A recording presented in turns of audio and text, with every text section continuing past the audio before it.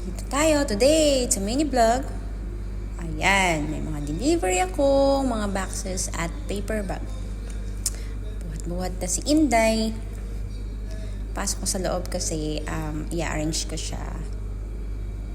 Siyempre, kailangan ko muna siyang bilangin.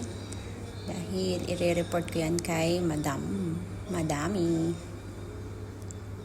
Binuhat na ang 50 pieces paper bags. Yan. Lipat tayo dito sa loob ng, diba? Masaya siya.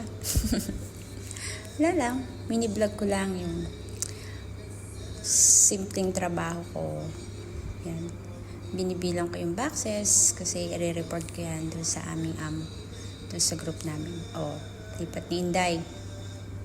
Lipat pa ulit kasi hindi makita eh.